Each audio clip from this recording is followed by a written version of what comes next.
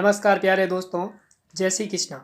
दोस्तों, एक बार फिर से आप सभी का मेरे YouTube चैनल के इस ऑनलाइन प्लेटफॉर्म पर हार्दिक स्वागत करता हूं।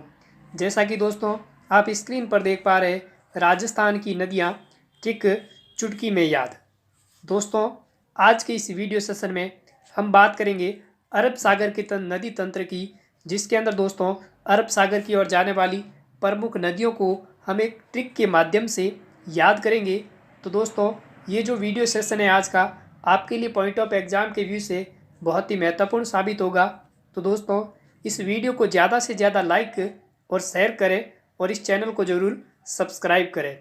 दोस्तों, सबसे पहले हम बात करते हैं कि राजस्थान की नदियों को प्रकृति, दिशा एवं प्रवाह प्रणाली के आधार पर 3 भागों में बांटा गया है।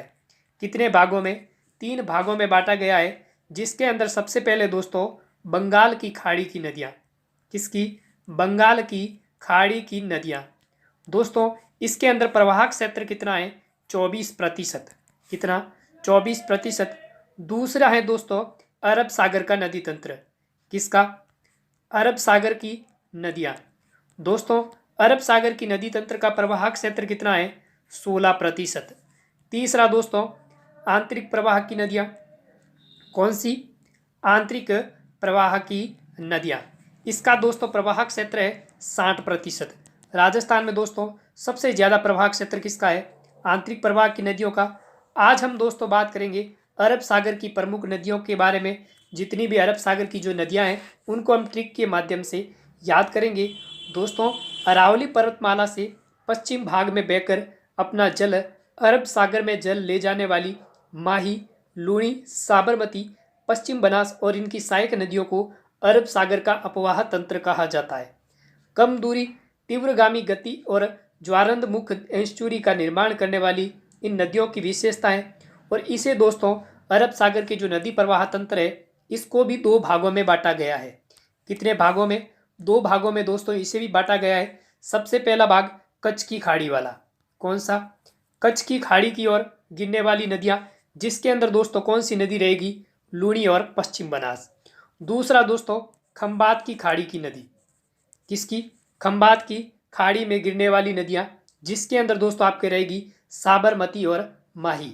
दोस्तों, अब हम अरब सागर के प्रवाह की इन नदियों को ट्रिक के माध्यम से याद करेंगे। तो दोस्तों सबसे पहले हम बात कर लेते हैं कि अरब सागर के प्रवाह में कौन कौन सी नदियाँ हैं। लूणी नदी, माही नदी, साबरमती नदी और पश्चिम बनास नदी। दोस्तों ये आपकी नदियाँ हैं। अब हम इसमें एक एक नदी के बारे में पढ़ेंगे। सबसे पहले हम बात करते हैं लूणी नदी की। दोस्तों, इसका उद्गम नाग पहाड़ी अजमेर से इसका उद्गम स्थल है। इसकी लंबाई दोस्तों 495 किलोमीटर है और राजस्थान के अंदर दोस्तों लूणी नदी की लंबाई है 350 किलोमीटर। कुल अपवाह क्षेत्र की बात करें दोस्तों तो 10.40% लूणी नदी का कुल अपवाह क्षेत्र है। और इसके दोस्तों अन्य कुछ उपनाम है। इसे मरुस्थल की गंगा कहा जाता है, सागरमती कहा जाता है, लवणवती अंतःसलिला भी इस लूणी नदी को कहा जाता है। तो दोस्तों इसका उद्गम कहाँ से होता है? नाग पहाड़ी अजमेर से। इसकी कुल लंबाई 495 किलोमीटर। राजस्थान में इसकी लंबाई है 350 किलोमीटर। एक बार इसका स्क्रीनशॉट ले ले। अब दोस्तों हम लूणी नदी के अपवाह क्षेत्र की बात करें तो इसका अपवाह क्षेत्र कुल 6 जिलों के अंदर है, जिसमें अजमेर, नागौर, पाली, जोधपुर, जालोर और बाड़मेर, इन 6 जिलों में दोस्तों लूणी नदी का अपवाह क्षेत्र है। अब दोस्तों हम इस लूणी नदी की सहायक नदियों की बात करें तो इसकी आपकी ट्रिक है कि सूखी, बांडी, खारी जो जवाई से मिली। ट्रिक क्या है? कि सूखी, बांडी, खारी जो जवाई से मिली। दूसरी एक और ट्रिक है दोस्तों कि लीलड़ी को जवाई जोजड़ी की सगाई में सिक्योड़ी खारी मिठाई ले आयो। तो दोस्तों आपकी ट्रिक है कि जो सूखी, बांडी, खारी जो जवाई से मिली, तो सूखी से आपका हो जाएगा सूखड़ी नदी, बांडी से हो जाएगा बांडी नदी, खारी से हो जाएगा खारी नदी, जो से हो जाएगा जोजड़ी नदी। दोस्तों ये जो जोजड़ी नदी है वो एकमात्र सहायक नदी है लूणी की जो दाईं ओर से मिलती है। इस फैक्ट को 100% याद रखना दोस्तों कि लूणी की एकमात्र सहायक नदी जो जोजड़ी है वो दाईं ओर से मिलती है। जवाई से आपका हो जाएगा जवाई नदी, मी से हो जाएगा मीठड़ी नदी, ली से लीलड़ी और से सागी। तो दोस्तों लूणी की सहायक नदियों की ट्रिक क्या है कि सूखी बांडी खारी जो जवाई से मिली। तो एक बार इसका स्क्रीनशॉट ले ले। नेक्स्ट दोस्तों अगली आपकी नदी है माही नदी। दोस्तों माही नदी के उद्गम की बात करें तो मेहंद झील एमपी से इस नदी का उद्गम होता है। कुल लंबाई दोस्तों इसकी है 576 किलोमीटर और राजस्थान के अंदर माही नदी की लंबाई है 171 किलोमीटर। दोस्तों माही नदी को भी कुछ उपनामों से पुकारा जाता है, जिसे वागड़ की गंगा कहा जाता है, काठल की गंगा कहा जाता है, आदिवासियों की गंगा भी कहा जाता है। यहाँ से दोस्तों आपका क्वेश्चन बन सकता है कि काठल की गंगा के नाम से किस नदी को जाना जाता है। तो दोस्तों माही नदी मेहंद झील एमपी से इसका उद्गम होता है। 576 किलोमीटर इसकी लंबाई है। राजस्थान के अंदर दोस्तों 171 किलोमीटर है। और इसके उपनाम की बात करें तो बागड़ की गंगा, काठल की गंगा, आदिवासियों की गंगा भी कहा जाता है।